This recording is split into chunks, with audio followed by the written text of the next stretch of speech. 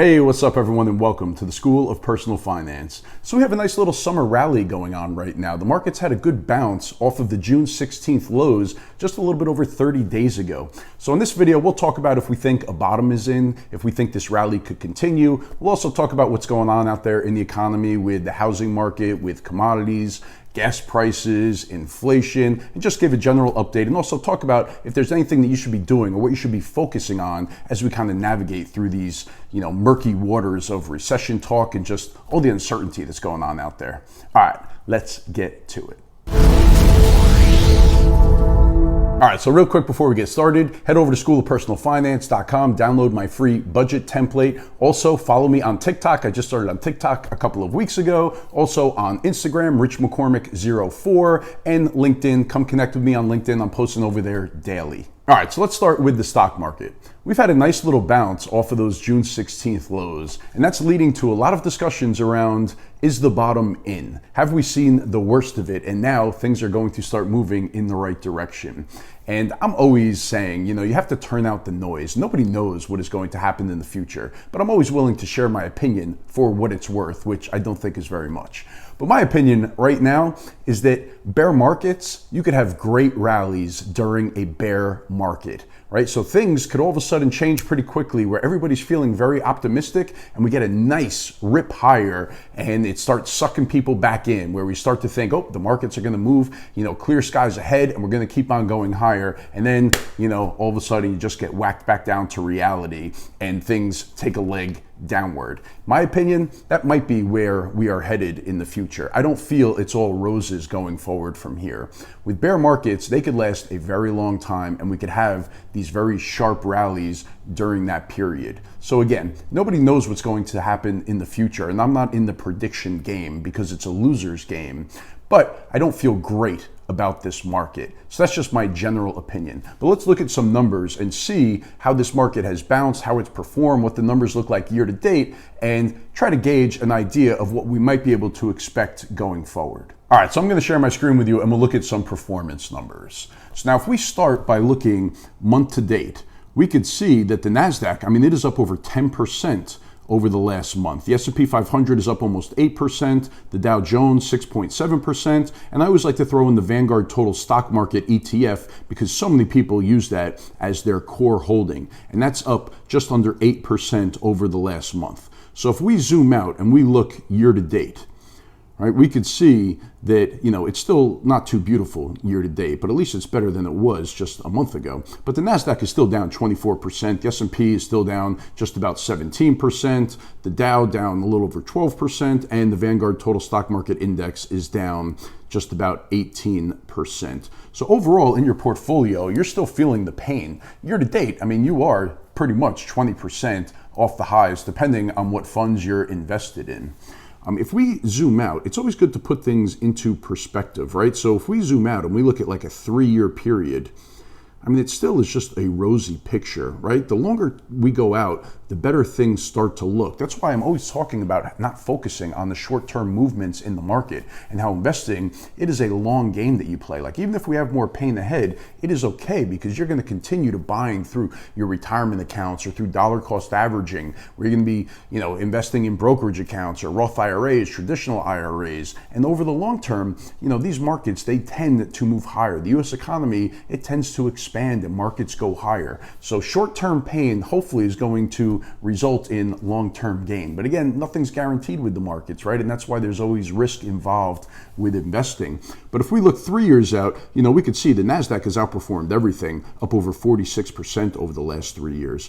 If we go 5 years out, it just gets even better, 86% with the NASDAQ, where the S&P is up 60%, and the Vanguard Total Stock Market Index is up 56% over the last 5 years. If we look at a 10-year chart, right now we're 300% on the NASDAQ. So it's been more than double of what the Dow Jones Industrial Average has grown over the last 10 years. And the Vanguard Total Stock Market ETF is up 181% over that time, pretty close to the S&P 500, which is 188% during that period of time.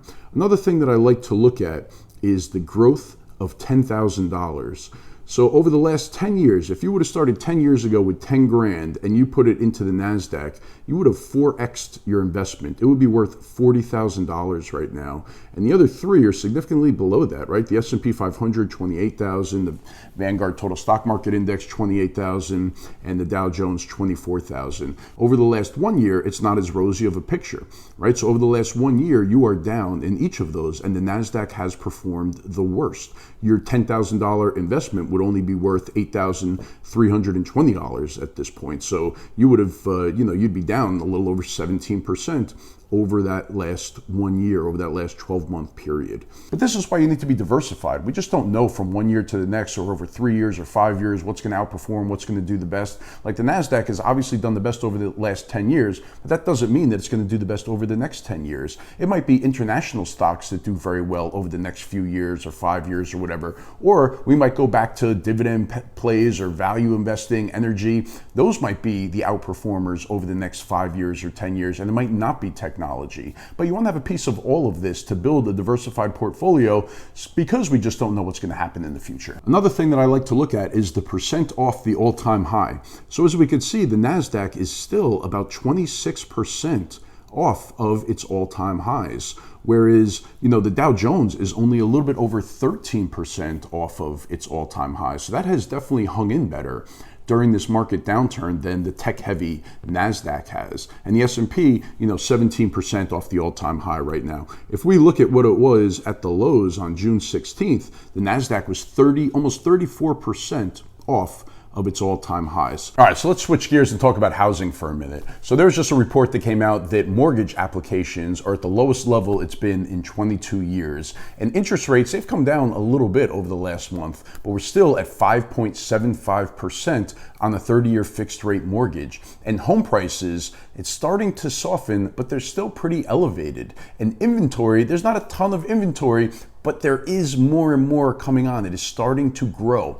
So these are all of the signs of a slowing housing market, which makes sense, right? If we use common sense and think about it, the housing market, it has to slow down. It cannot keep at this elevated place that it's been for the last few years with all of this money printing and, the stimulus that's been going out. It's created an artificial housing bubble that has just gotten to be a little bit out of reach for people to be able to continue to buy houses with these higher mortgage rates. So it makes sense that we start to see everything kind of roll over and turn in the direction that leads to a slowing housing market. You're starting to hear reports out there of homes staying on the market longer, of not nearly as many offers being put on homes as there were when things were crazy, when there were, you get 50 offers in the first 2 days of listing a house, and you're starting to hear more and more of price reductions on existing inventory. We're also hearing reports that builders are not starting new construction projects, that they're finishing houses that they have in progress, but then they are stopping.